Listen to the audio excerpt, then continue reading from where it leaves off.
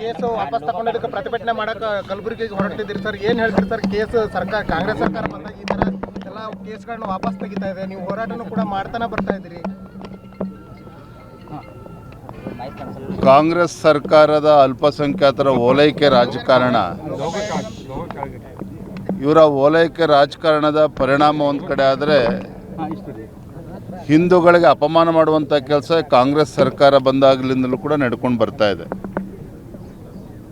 ಅಧಿಕಾರದ ಮದ ನೆತ್ತಿಗೆ ಏರಿದಾಗ ಈ ರೀತಿ ಎಲ್ಲವೂ ಕೂಡ ಮಾಡಿಸ್ತದೆ. ಹಾಗಾಗಿ ಇವತ್ತು ನಾವು ಗುಲ್ಬರ್ಗದಲ್ಲಿ ಏನು ಆಳಂದದಲ್ಲಾಗಿರ್ತಕ್ಕಂಥ ಆ ಘಟನೆ, ಆ ಕೇಸ್ಗಳನ್ನು ಹಿಂಪಡೆದಿರುವಂಥದ್ದು, ಇವೆಲ್ಲವನ್ನು ಕೂಡ ನಾವು ಪ್ರತಿಭಟನೆ ಮಾಡಬೇಕು, ಈ ಸರ್ಕಾರಕ್ಕೆ ಬಿಸಿ ಮುಟ್ಟಿಸುವಂಥ ಕೆಲಸ ಮಾಡಬೇಕು. ಆ ನಿಟ್ಟಿನಲ್ಲಿ ಹೋರಾಟವನ್ನು ಹಮ್ಮಿಕೊಂಡಿದ್ದೇವೆ. Sir, D K Shivakumar CM ಆಗಿದ್ದ ಗ್ಯಾರಂಟಿ ಯೋಜನೆ ನಡೀತಾ ಅಂತೀರಿ ಸರ್? ಇವರ ಡಿ ಕೆ ಶಿವಕುಮಾರ್ ಅವರ ನೇತೃತ್ವದ ಸರ್ಕಾರ ಹೇಗೆ ನಡೀತದೆ ನಾನು ಹೇಳುವಂಥ ಅವಶ್ಯಕತೆ ಇಲ್ಲ.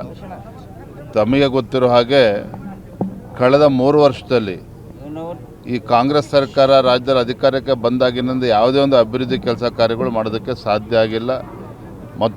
ಮತ್ತೊಂದು ಕಡೆ ಭ್ರಷ್ಟಾಚಾರ, ಅಲ್ಪಸಂಖ್ಯಾತರ ಓಲೈಕೆ ರಾಜಕಾರಣ ಬಿಟ್ಟರೆ ಏನೂ ಕೂಡ ಕಳೆದ 3 ವರ್ಷದಲ್ಲಿ ಆಗಿಲ್ಲ.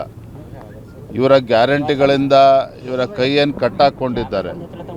ಅನುದಾನದ ಕೊರತೆಯಿಂದಾಗಿ ಇವರು ಕೂಡ ಡಿ ಕೆ ಶಿವಕುಮಾರ್ ಅವರು ಕೂಡ ರಾಜ್ಯದ ಅಭಿವೃದ್ಧಿಯನ್ನು ಮಾಡೋದಕ್ಕೆ ಸಾಧ್ಯ ಇಲ್ಲ. ಹಾಗಾಗಿ ಆಗಲೇ ಅವ್ರು ಇನ್ನೂ ಚಾರ್ಜ್ ತೊಗೊಳ್ಳಿ, ಮುಖ್ಯಮಂತ್ರಿಯ ಪ್ರಮಾಣ ವಚನ ತೆಗೆದುಕೊಳ್ಳಿ, ನಾವೇನು ಭಾರತೀಯ ಜನತಾ ಪಾರ್ಟಿಯನ್ನು ಹೇಗೆ ಎದುರಿಸಬೇಕು, ಏನು ಮಾಡಬೇಕು ಎಲ್ಲವನ್ನು ಕೂಡ ಹಿಂದೂ ವರ್ಗದ ನಾಯಕನನ್ನು ಕೆಳಗಿಳಿಸಿ ಅವಮಾನ ಮಾಡಿದ್ರು ಅಂತಂದು ಪ್ರತಿ ಸರನು ಬಿಜೆಪಿ ನಾಯಕರು ಅನ್ಕೋತಾ ಬರ್ತಿದ್ರು ಸರ್. ಕಾಂಗ್ರೆಸ್ ಅದನ್ನು ಸಮರ್ಥಿಸ್ಕೊಂಡು ಬರ್ತಾರೆ, ಏನು ಹೇಳ್ತೀರಿ ಸರ್? ಸಿದ್ದರಾಮಯ್ಯ ಅವ್ರನ್ನ ಕೆಳಗಿಳಿಸಿ ಡಿ ಕೆ ಶಿವಕುಮಾರ್ ಸಾಕಷ್ಟು ಸಮಯ ಇದೆ ಎಲ್ಲವನ್ನು ಕೂಡ ಚರ್ಚೆ ಮಾಡೋದಕ್ಕೆ. ಫಸ್ಟು ಡಿ ಕೆ ಶಿವಕುಮಾರ್ ಅವರು ಅಧಿಕಾರ ವಹಿಸ್ಕೊಳ್ಳಿ, ತದನಂತರ ನಾವು ಏನು ಮಾತಾಡ್ಬೇಕು ಮಾತಾಡ್ತೀವಿ.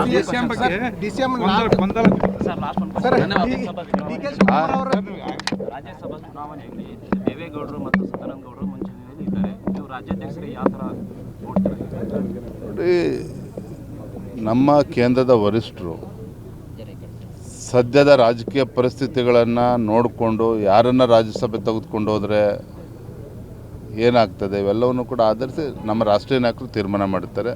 ಅದ್ರ ಬಗ್ಗೆ ನಾನಿಲ್ಲಿ ಬಹಿರಂಗ ಅಭಿಪ್ರಾಯ ಪಡಿಸೋದಕ್ಕಾಗೋದಿಲ್ಲ. ಥ್ಯಾಂಕ್ ಯು ಬಿಡ್ರಿ. ಅವ್ರು ತೊಗೊಂಡು ಏನು ಮಾಡ್ತಾರೆ, ಆ ಪುಣ್ಯಾತ್ಮನ ಹೇಳಿಕೆ ತೊಗೊಂಡು ಏನು ಮಾಡ್ತೀರಿ ಬಿಡ್ರಿ.